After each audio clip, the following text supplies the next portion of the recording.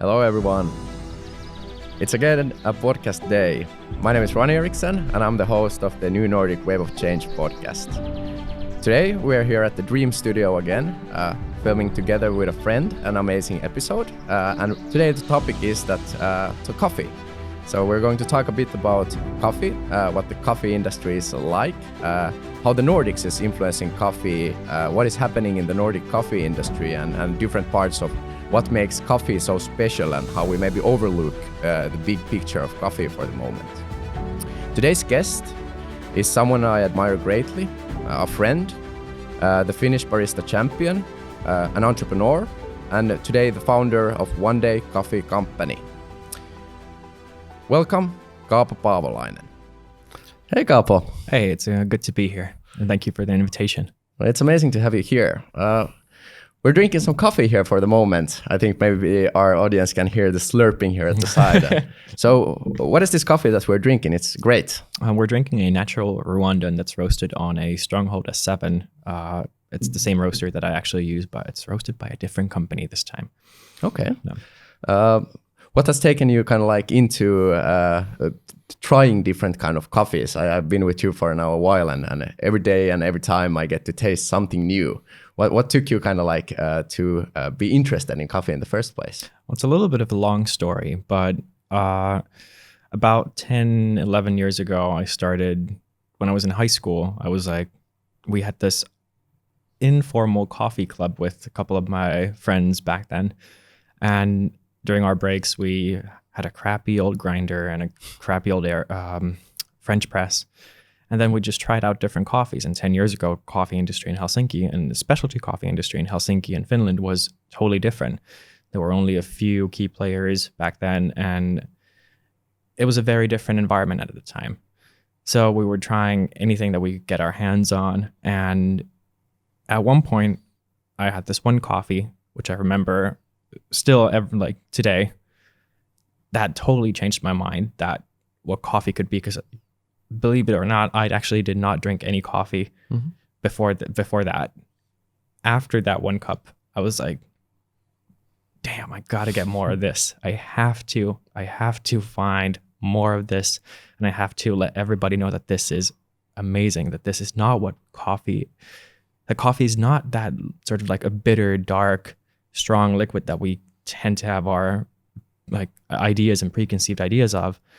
That it can be something better, it can be something tasty, and it can be something that is going to change your mind about the whole idea. And I think exactly this Rwandan coffee here is doing that. So what makes this Rwandan coffee special, or what can we kind of like taste in this one? What we're tasting in this one is notes of red berries, really, really intense sweetness, a nice crisp sort of like citric acidity, but not too much. The berries kind of overpower the citric acidity, and the sweetness is coming through in the aftertaste. It's a really clean, natural Rwandan coffee. That's beautiful. I think like exactly the story that you told, that this kind of like when you get the touch of this real coffee, it actually changes your mind about how to perceive coffee. And exactly. As most of us, some hobbies during our lives or some activities during our lives takes us on a journey that is maybe a bit longer, generally a couple of years. It might be even turning into what we do as our living. And this actually happened to you after doing it as a hobby some 10 years ago. So people, our listeners, maybe don't know you yet. You're a kind of like rising coffee star here in the Nordic region and also globally. So could you elaborate a bit what happened after this kind of like a hobby took a turn and everything started to happen more on scale? Yes, of course. So after that, I, as in any person who is fresh out of high school, has to decide what they're going to do for the rest of their lives. And after that, I started to try out different things. I started studying. I went to study history. Then that didn't work out. I studied law. That didn't work out. I studied international economics. That didn't work out. I studied marketing. That didn't work out. I studied IT. Not necessarily in that order, but those different subjects is something that I tried and dabbled with, and none of them ever seemed right. It was just, it just didn't feel right. And in the background, constantly, there had been this sort of like a passion and a drive to do something with coffee and to incorporate coffee in my life. But it had not even crossed my mind that I could actually be doing a living out or making a living out of that. Then on my final year of marketing studies, I was almost going to graduate. I decided that, no, this is not what I want to do. This is wasting my time. I'm not enjoying this. And I just dropped it, decided to drop out and went and pursued a career in coffee. And then that's what got everything started. I jumped from different coffee shop to a coffee shop and, learned anything and everything I could from that place. And then I moved on. And after a while, there comes a point in Helsinki, and I would say in the Nordics, where you can't go above anymore. You can't rise anymore. You can't develop your career as a coffee professional because you've reached the ceiling. There is a I would say a very, very shallow glass ceiling and a roof that you can reach. And after you reach that, it's either you have to choose to leave your country, leave Finland, or leave your home country and just go abroad and find a place where your talents are appreciated and where your enthusiasm is rewarded with the same kind of enthusiasm and opportunities to strive for something better. Or you stay and you start your own company. Exactly. And that's what you did. Exactly. And today you call yourself the founder of One Day Coffee Company. Congratulations for getting started with that. Thank you. But before we jump into what One Day Coffee Company is actually about, could you explain what is a coffee professional? Oh, that's actually a really good question. There are a lot of definitions, but I would say there is no one specific definition of a coffee professional. A coffee professional is somebody who enjoys coffee, somebody who's willing to share, somebody who's willing to strive for a better environment for everybody, a better working environment, I would say a better tasting environment, and somebody who's willing to, I would say, commit to it. Commit on a mental level and on a professional level. That's not just it's not something that's taken lightly anymore. Exactly. Yeah. And I think we all perceive coffee as this black fuel we drink in the mornings to get a bit of energy and get our eyes open and get started with the day. Exactly. And the barista term is widely used in different kind of cafes, and it's kind of like this role of the worker who normally brews the coffee for you. But the barista can also be a lot more than only that. What do you think is the key roles or key activities that a barista does, and why is there a glass ceiling coming here in Nordics? Well, that's a really good question. I love these questions. A barista is somebody who I would see as a communicator of information. We here in the Nordics, we here in Scandinavia and in Europe, we have a very sort of, I would say, privileged situation to be able to buy coffee. Most coffee that we buy is actually not consumed in the production countries. The production countries are buying in coffee from elsewhere. As an example, last month I was in Panama, Colombia, and Costa Rica, and everywhere I went, people told me that no, we don't actually drink this coffee ourselves. We just sell all of this, and we buy our coffee from Mexico, from Peru, or somewhere else, and then we just drink that. And that got me thinking, what the hell? What are we doing here? What are we buying? We are the ones who are buying and consuming all this coffee. And that got me into thinking that how detached we as an industry and we as a people are from the actual production of the coffee. So what I would see as a barista, or what a barista is the communicator of information from the farm to the people and to the consumers. And that is something that I see that a barista is. Yeah. It's not it doesn't feel that Nordic of a thing that the barista would actually communicate what kind of coffee you're drinking. They're most like you get the cup of coffee in front of you and then you start drinking it. Why do you think that the baristas here do not do that kind of like communication that we can see in cafes and bars in Europe, for example? Well, it's not that we don't do it. It's not that the baristas don't necessarily, I would say that they don't necessarily know how to do it. They don't have the relevant information. They don't have the relevant training from their superiors or the people who train them. I would say that most of the professional baristas here in Helsinki don't have more than 2 weeks of it training. Everything else that you know, everything else that you get to know and learn, you learn by yourself. Exactly. Yeah. That's really, really interesting. And this all that you kind of like mentioned now is something that you're trying to bring available for people now through One Day Coffee Company.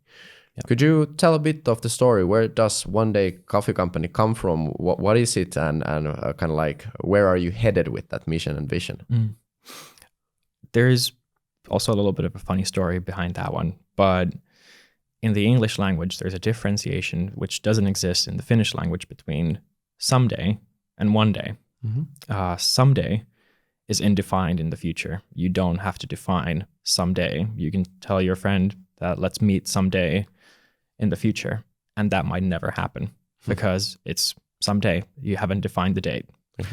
But when you tell your friend that let's meet one day next week, one day next month, it's a defined set date that doesn't have a it's decided that it's going to happen. It's already decided, but it's not decided when. So One Day Coffee Company is I would say a larger foundation that is being built to inform people one day in the future. Beautiful. And One Day Coffee Company, it's a cafe and a roastery, or a roastery and a cafe. What is it actually doing? What do you bring to the customers? Right now, One Day Coffee Company is a roastery and a tasting room. What we do is we offer tastings of our coffees and offer education and consultancy to companies and individuals who want to learn more and who have seen or have interest in a higher quality grade of product that they know the information, that they know what they're drinking, that they know what they're tasting. What we are offering is information. Really good. And after changing this kind of like perception of the taste, is like a cafe is something that is coming in the future? Yes, definitely. Like really cafe, a roastery, we're building the whole infrastructure. We're building the whole experience. Really good. And what all does the kind of like coffee roasting, coffee tasting experience include? How does that like roadmap look? Because normally when you go here and drink coffee, you take your coffee cup, you sit down, you take your computer out, and then you jug the mug, and then you go away. Well, what is this coffee experience that you're talking about? Well, that's actually a really good question, because what I want to do, and what I personally want to do, is I want to let people sit down and not open that computer and not just jug that cup of coffee, because there is more to it than just a cup of coffee. There's more to it in terms of flavor. There's more to it in terms of the flavor experience. And your flavor experience can grow and continue as you let your cup cool. You can experience different flavors from your coffee. You can experience different textures, different mouthfeels, different aftertaste. And all of those can grow if you give it time. So what I want to do is I want to offer people time. And what I want to do is I want to offer, through that time that they invest into their cup of coffee, I can give them a multitude of experiences. So it's a bit like wine tasting and the experience of wine. Exactly. Why haven't we seen this before? I don't know. I have no idea. Oh, that's amazing. So bringing kind of like a whole new experience of coffee to the Nordic markets is the aim. It's beautiful. then if we go a bit more deeper into what is actually happening here in the Nordic coffee industry and especially here in Finland, it's well known that the northern Europe is really well known for drinking a lot coffee per capita. Yeah. So we've been consuming it a lot, but still kind of like how we consume it haven't changed. How do you perceive the situation of coffee here in the Nordic region for the moment? I would say that the coffee sector is divided into multiple different fragments. There is the main market, which is based on average consumers, which is based on coffee's stock per market price, which is called C price, and which is in short like a shortened version of coffee price. Because coffee is one of the commodities that's exchanged in stock markets. It's like gold. It's pretty much like gold, yeah, almost, but not as expensive. But and that C, we call it C coffee, is being sold at less than anything from $1 or less than $1 to $2 or less than $2 per kilogram, and that is what we're drinking. What when you read those numbers, those high multiple kilos per capita. Those are the numbers. That's the coffee that we're drinking. And then there's the specialty, which is a fragment of all that coffee and only represents a fragment of the whole industry. I would say anything from 15 to 5% of the whole industry is specialty. 15 is already pushing it, but less than that. And the industry is, because of that fragmentation, we have two kinds of industries. We have the specialty industry, and then we have the consumer industry. Most of the coffee that we drink, as I said, is commercial. It's not meant to be specialty. It's good, it's drinkable, and it's cheap.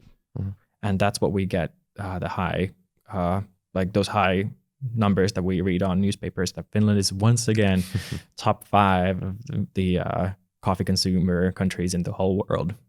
Currently, I think we're number 3 at 7.8 to 7.9 kilograms per capita. Yeah. Well, crazy. Like, it's so much coffee we drink.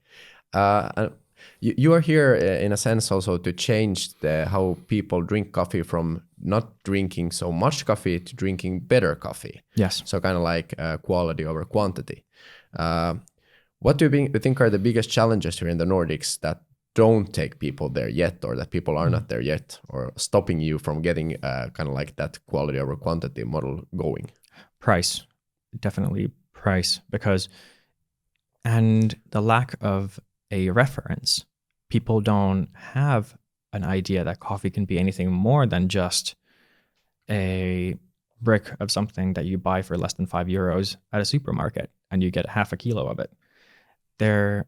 We have this idea that coffee should be cheap. Coffee should be something that you have every day, but that's not necessarily true, and that's not necessarily the best case scenario for everybody.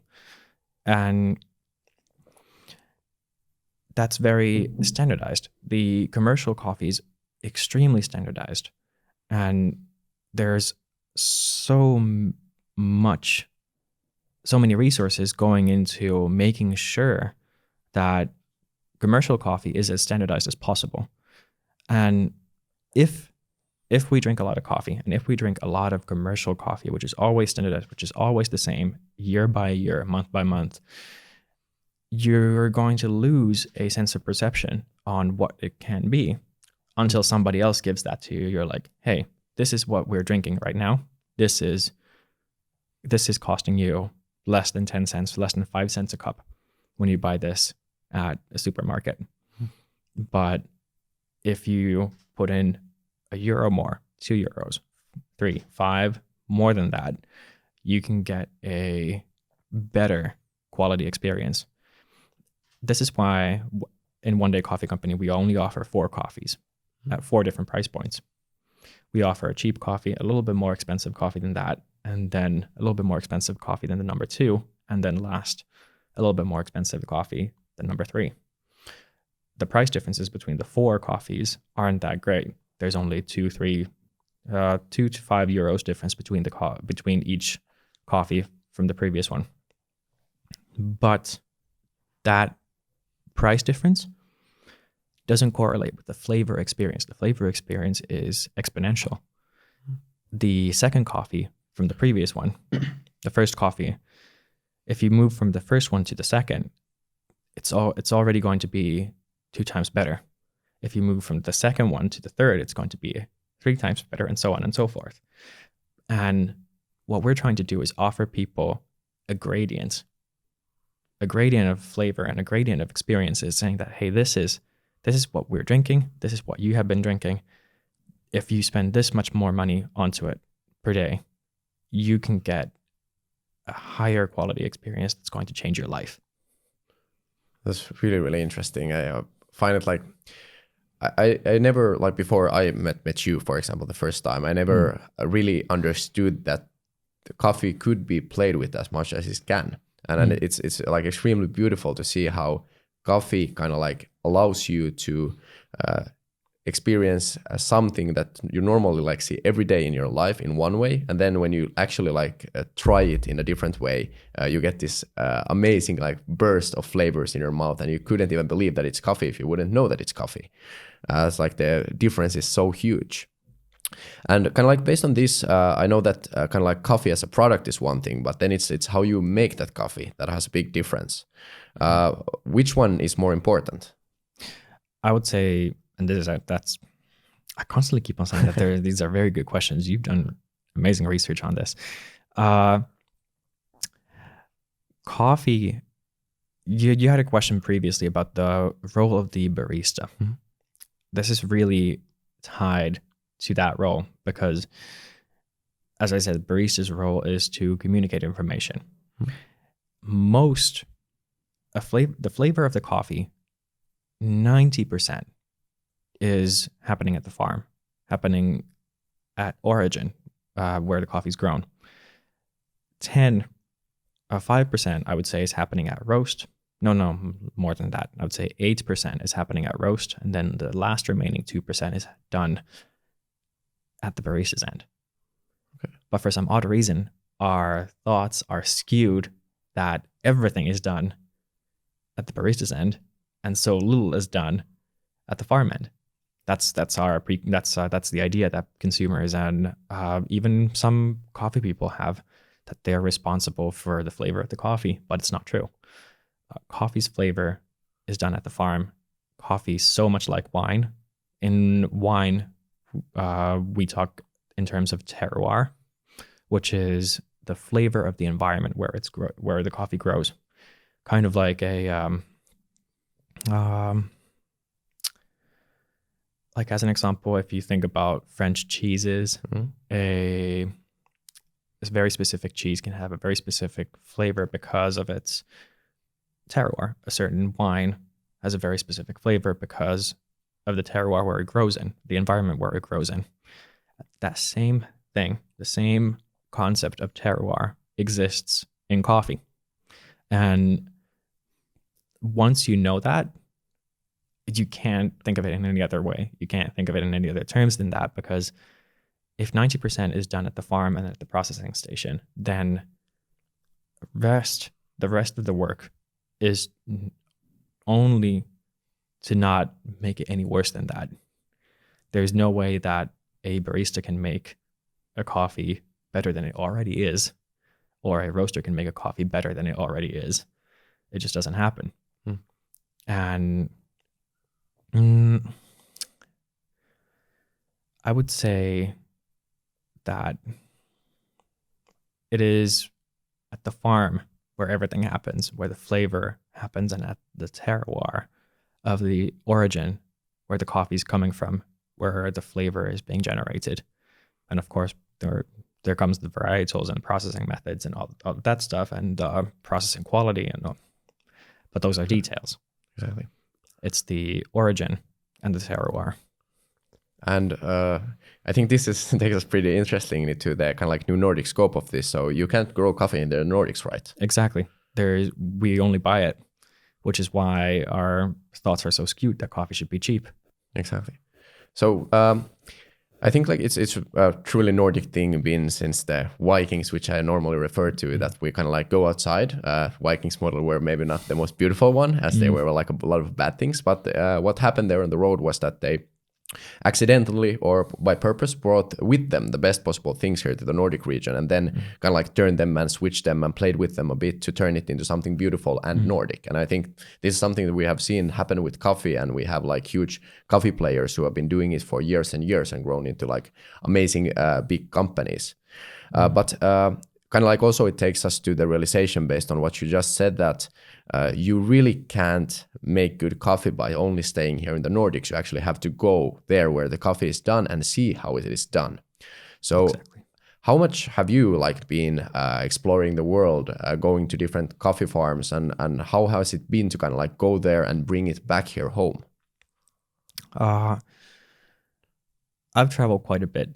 Recently, I just spent a month at 3 different origin countries. I spent a month in Costa Rica, Colombia, and Panama. And to see what's happening, to be a part of it, and to actually see firsthand what is being done to make a cup of coffee brings in a totally new way of thinking about it. You don't think of it that, no, this is way, like if you think about a cup of coffee that costs €5, you don't think that it's too much anymore, because if it's a good quality cup of coffee and it's made well and it's roasted well, it's going to be an amazing experience. But to also be able to see how many people are involved in just creating that cup of coffee for a person here in Finland, here in Nordics, here in Scandinavia, it's mind-blowing. It's totally baffling that there's so much effort being done that we don't even see, that we don't even hear about. We in the Nordics here, we don't even know. It's good that we're in luck as consumers if we get to know who is the owner of the farm and who is the the manager of the farm. But we don't know anything of the people who actually are involved in it, of the whole process.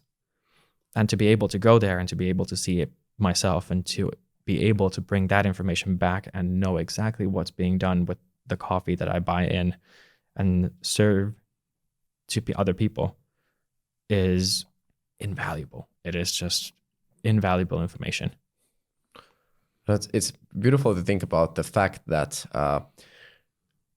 coffee, in a sense, like the coffee cup we have in our hands, most of us don't actually understand the value chain. And for you, when you've been actually traveling and going through that, what all steps, what is the value chain like before we get that cup of coffee in our hands? So where does it start and where does it end? Well, I mean, it all starts at the farm. But at the farm, there is, on average, in the 3 countries I visited, on average, there's about 25 to 26 people working every day to make that cup of coffee. Because if we're talking about specialty grade coffee is great because there's so much effort being put into it. There's massive amounts of effort. There are pickers who are trained to only pick coffee berries that are perfectly ripe. That's so much effort, even on the farm's part. That's that if we're talking about business wise, that's an extra expense. That's a slower pace of production. That's that's multiple people working every day to go through the same patch of land to check if there are ripe berries, and only pick those ripe berries and leave the ones that are unripe or just not perfectly enough or ripe enough on the tree to grow for an extra other day or 2 or 3. And to go over that whole process again and again and again, it's taking so many resources from the farm. And then after all of that is done, after everything is picked and everything is harvested, you still have to process it. You have to start processing it as soon as you pick the coffee. So you constantly keep all the processes running. So depending on harvest times, you might employ more than 50 people, depending on the size of the farm. You have multiple processing stations. You have multiple different processes going on at the same time. There are currently 5 different processing methods to process coffee. Most of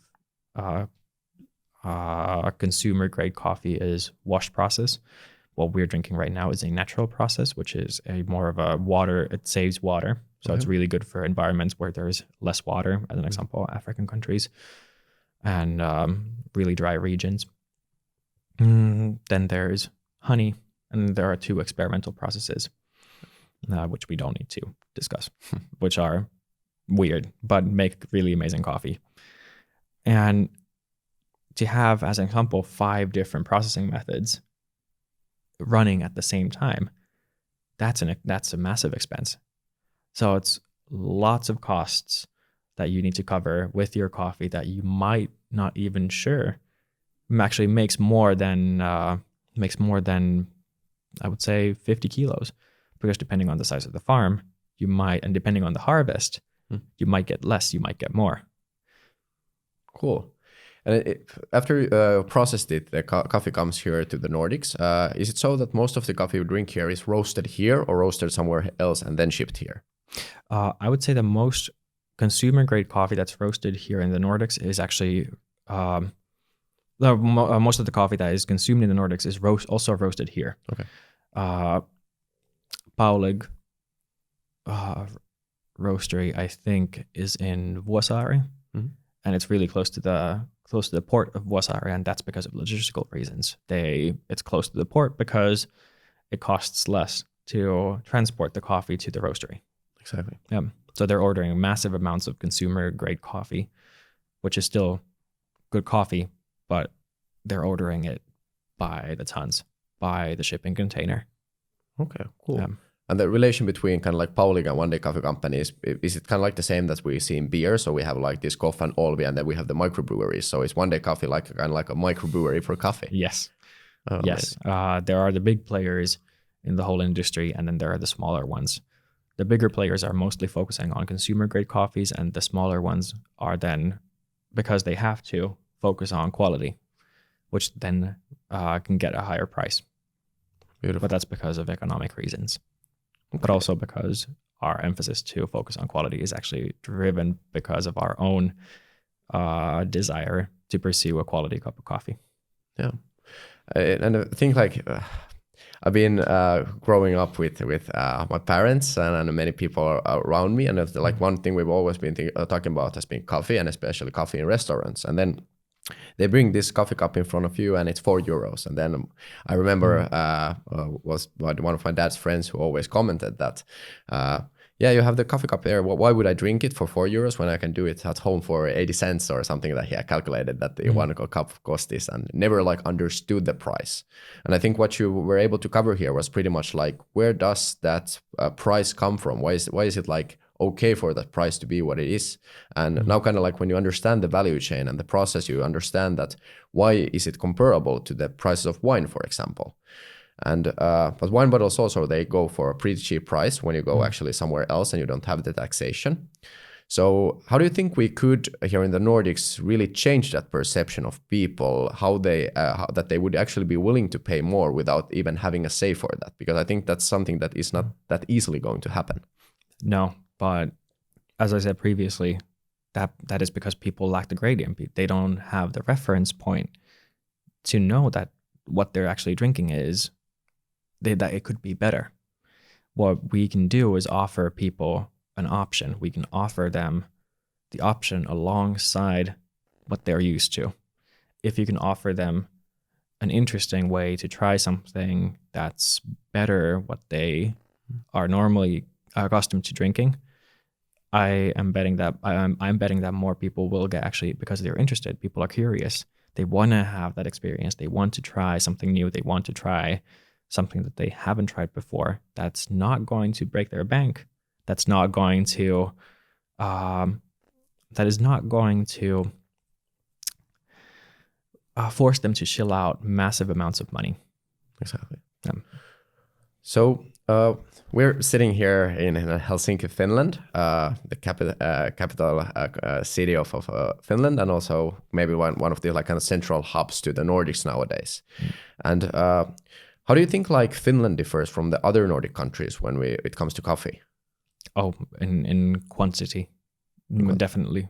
In quantity, we drink so much coffee that is not necessarily had at the same volume in other Nordic countries.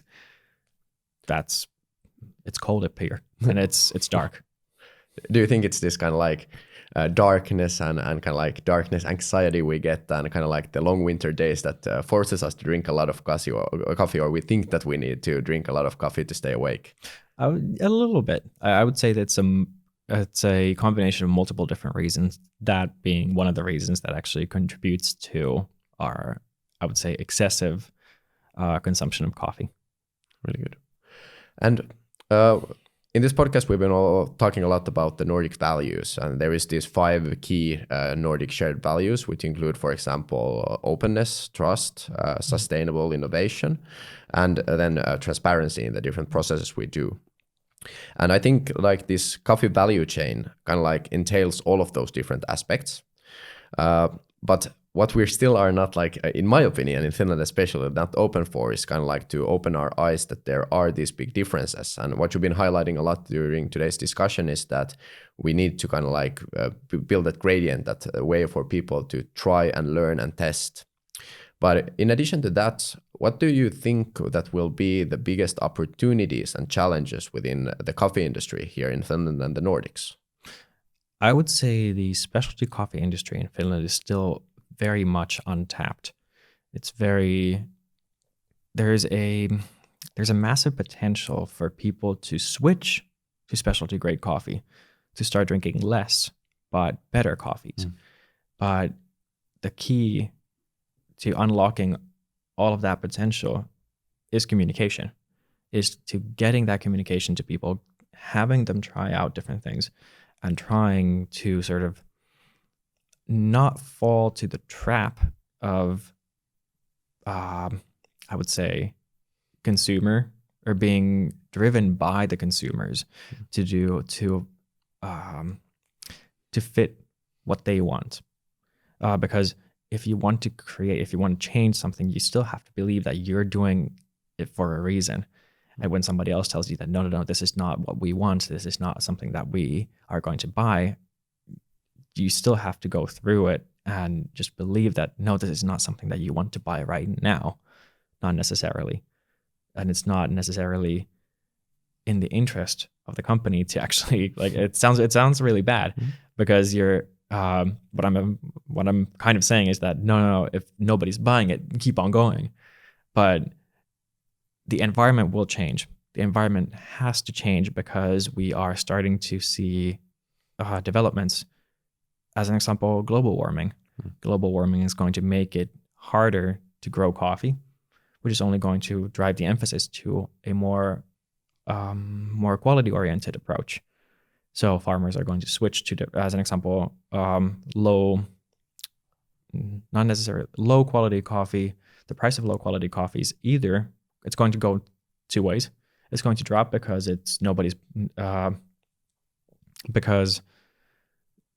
nobody's buying low quality coffee, or it's going to go so high that there's no difference between buying specialty and low quality coffee. And either way, people are going to want to change to a specialty grade coffee, because it doesn't make any sense anymore to buy a bad product or buy a product that's equal or priced equally to specialty grade coffee. So at that point, you have access to the whole market, but you don't have the information, you don't have the reach to reach your customers. So in addition to that, do you think that the Nordic region can function as kind of like a lighthouse for sustainable coffee consumption? Do we have kind of like the resources and the know-how and the basis here to create like the most sustainable coffee consumption society? I think we could, we should, because if we have the resources, we should do it. And if we, I see no reason not to do it, because there's so much information that we're not conveying to our consumers, to our customers. We still have so much to learn about coffee as an industry, because specialty coffee hasn't been around for more than 25 years. It's not that old as an industry. So there's still so many things that we don't know. And it's actually, I was very lucky when I was in Panama, a very reputable, very high quality farm called Finca Elida, run by a family called the Lamastices. They are the third generation coffee farmers of that farm in that region. And I was very lucky to be there when they were trying out one of these experimental processes. The first time they were putting coffee under one of these processing methods. And that's because that processing method hasn't been around long enough. They've been farming coffee for 3 generations, but this processing method has only been around for 10 years, less than that. So that was the first time that they tried that processing method. But unfortunately, I didn't get to taste that. One day. Yeah, one day. One day.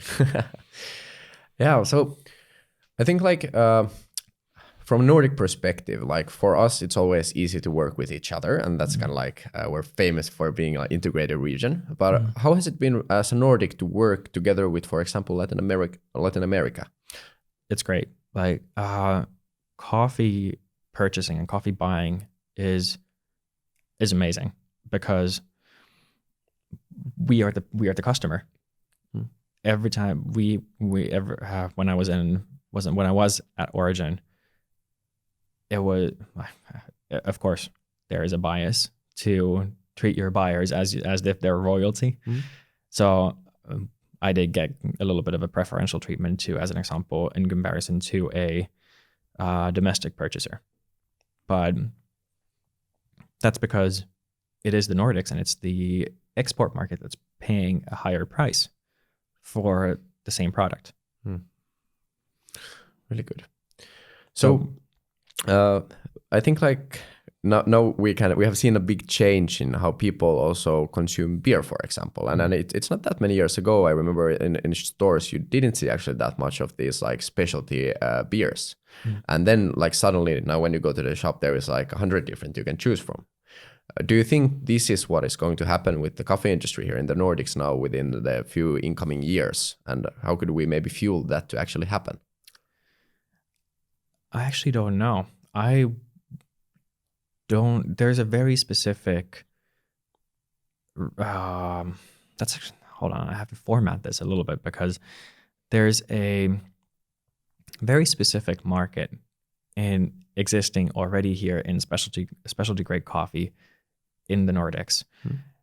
The Nordics themselves are in a little bit of a bubble in terms of specialty grade coffee because the whole market is being dominated by 3 wholesalers. And everything here in the Nordics is roasted on either one of 2 different types of machines. There's one machine that roasts using hot air, and then there's another machine type that roasts utilizing a gas heated drum.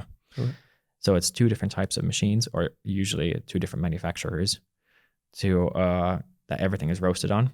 Everything is roasted to the same standard, same lightness or darkness, and it's bought from these 3 coffee importers who dominate the whole market because they're easy to work with. You can buy as much coffee as you want, and they ship it to you from their warehouse. And you pay, of course, a premium, but you get your coffee, you get it shipped. You don't have to deal with farms, you don't have to deal with import licenses, you don't have to deal with the logistics of export and import. And it's just easy. So I see that we're in a bubble right now, that nothing is changing because the market is being dominated by these wholesalers who choose which coffees they're going to push onto this market. And everybody's buying it. Everybody is roasting it the same. Everybody's roasting it on the same machines. So there's no differentiation between specialty. I would say there's a little differentiation between specialty grade roasters here in the Nordics because all the coffees are the same, which is a problem, which is why One Day Coffee exists, which is why we are going through the whole process. We're going to the farms. We're buying directly from the farms. We're buying higher quality, higher quality coffees than the competition. We're buying higher quality coffees than the wholesalers are willing to purchase.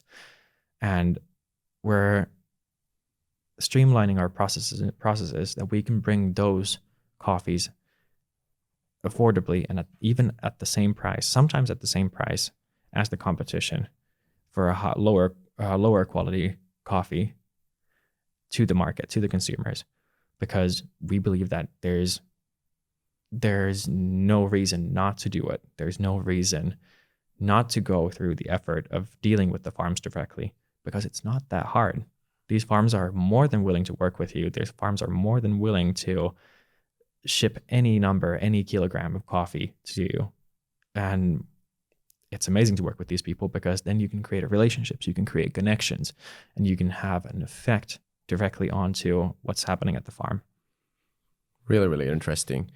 And I think like what you have also managed to do really well is become a kind of like thought leader in the coffee industry. And just by typing Kaapo Paavolainen into Google, you're able to find like a lot of different things where you're discussing the future of coffee, how the coffee is consumed, and different ways how we could consume coffee. But in addition to that, you're the Finnish Barista champion. Could you tell a bit about like what does this championship in Barista actually, what do you do there? What is that about? Yeah. And you're also headed now to the World Championships. So tell a bit about that as well. Oh, that's interesting. There's a coffee competition that's international, where there's one national champion being sent to a World Championships from each competition country. Usually it's around 85 to 86 different countries sending their national champions to compete for the world title. And what you have to do there, you have to create 12 drinks in 15 minutes to 4 judges. So you have to create 4 espressos, 4 milk drinks, and 4 signature drinks where you have to use espresso as your main ingredient. And the judges evaluate you based on the accurateness of your flavor descriptors, how well you know, which is pretty much how well you know your coffee, how good it tastes, how wonderful is your presentation, how well you present that, and how well you know your coffee. Mm-hmm. And then there's also technical judges who evaluate you based on your technical skill, your cleanliness, your ability to create these drinks within a certain time frame. And of course, while you're doing all of this, you have to create it, talk about it, and present it to all the 4 judges who are there to write down everything you say and evaluate how well you know your chosen coffee. And it is the most stressful 15 minutes of every single barista's career, but it's also the most fun 15 minutes, because once you're on stage, everybody's looking at it, everybody's watching, and you have the platform. You have a platform to showcase something that you're proud of, something that you have been working on, sometimes for 6 months, and sometimes more than that, to the whole industry. And if you get to go to the World Championships, it's an even bigger audience. It's an even higher class of judges. It's an even higher reach to show something that you worked on, something that you're extremely proud of, and something that you have created to better the whole industry. Because these champions, these who win the World Championships, these competitors, they're considered to be industry leaders for the whole specialty coffee industry. These people are bringing in something new, something totally new that changes the whole industry, how the industry operates. As an example, one winner from 2000, I think it was 2015, but don't quote me on that, but introduced a totally new processing method to process coffee. Cool. And now that processing method is being used all over the world. Everywhere where they produce coffee, they're trying out that processing method. And that's the level of reach. You can reach global audiences. You can reach each and every farm, because every time somebody goes to the World Championships, the coffee is great. It shows the best of what coffee can be. I just have to congratulate you for making it there. Thank you. And then I think you're representing the Nordics. They're not that well represented there, right? Oh, no, not usually. They're the best Finnish person ever to compete and ever to qualify was ninth. Okay. 10 years ago. 10 years ago. 10 years ago. About 10 years ago. When you started. About, yeah. But the whole industry has changed after that. It's totally different game now than 10 years ago. You can't compare the rules. You can't compare the level of quality that's changed over that 10 years. Because you, as an example, you can have a totally new processing method and you can change the world overnight. Exactly. Especially for coffee industry. Because it's a very small world. Yeah. Yeah. And I think based on the news and articles, like Finland is already following your journey, and then we're looking forward to see you in the World Championships. And now I think because we've been talking a lot about coffee, and we're talking about changing this perception about coffee and how we could do it here in the Nordics with the products that we already have at hand. One way is, of course, to kind of order from One Day Coffee Company the coffees and try that. But then we come actually to the process that people are sitting at home most of the time. The pandemic has kept the different cafes and places closed. So what would be your tips for our listeners, how to actually use these kind of or how to make coffee from start to end at home so it's actually good and you can get those flavors out of it? Yeah. Use fresh coffee. Usually the better, it's better if you have a whole bean coffee and a grinder, because if you can grind your coffee fresh, it's going to be as fresh as it can be, and it's going to be more intense. The flavors are going to come out better, and you have a better class of experience. So get a grinder, get yourself some whole bean coffee, and just grind your coffee fresh. Well, that's it. And then that's how you can make a good cup of coffee. Yes. Because of 90% of the kind of it's about the raw material. Exactly. Really good. And One Day Coffee is coming with new coffees constantly. How do you get your hands on those coffees? Through working with farms directly, through contacting different farms, through talking with them.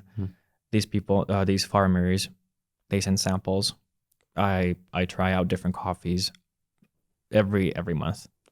Really nice. Because it's a part of the job.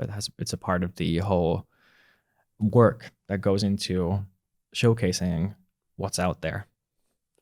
And for the listeners, you have gotten the coffee into the coffee shop, and the listeners, how are they able to get their hands on One Day coffees? Online.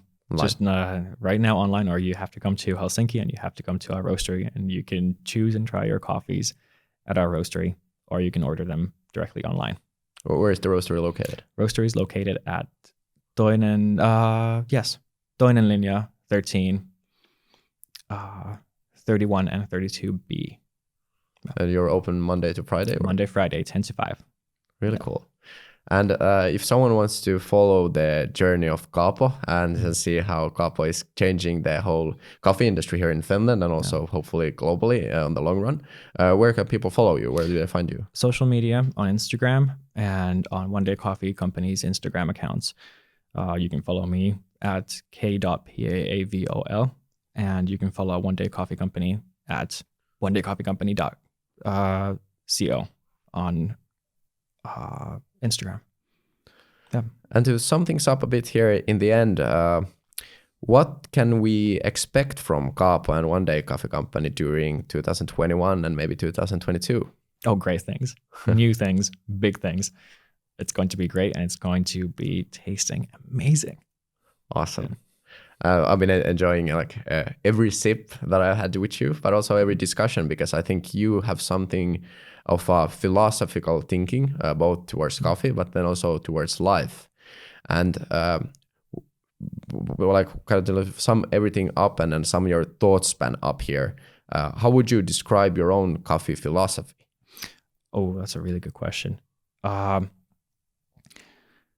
I try to see coffee as a experience. Whenever I drink something, I try to stop and just think about it. I try to stop myself, and because I believe that we have this a rushed society right now where we don't stop and think that what we're actually putting into our mouths, what we're actually drinking, what we're eating, we just consume and go, or we consume and open our laptops and then we just start working again because we have to move on. We have to go and go and go. And what I want to do is what my philosophy kind of centers around is slowing down and focusing on what something tastes like, what something feels like, what the experience is like. And if you can set your mind into that sort of mentality, that you focus on it and you try to see what's in there, it sets your mind differently. You start to see different things, you start to experience different ideas, you start to notice different things, not just in coffee, not just in wine, not just in food, but in life in general. Awesome. And I think the Nordic wave of change is also happening within the coffee industry. It's been a big pleasure to talk with you today. I've learned so much, and I think like our listeners will also get a bit of change, like their perception, how to see coffee and how to experience coffee. Yeah. So thank you so much, Kaapo, for making it to today's podcast. Thank you. I think if I have the opportunity, I will have you back and we will dig even deeper into this whole coffee thing. It will be my pleasure. Yeah. But otherwise, we'll meet at the cafe or roastery, as it is nowadays. And we keep on making the Nordics one of those coffee regions where people actually do the quality over quantity. So exactly. Thank you so much, Kaapo. Thank you.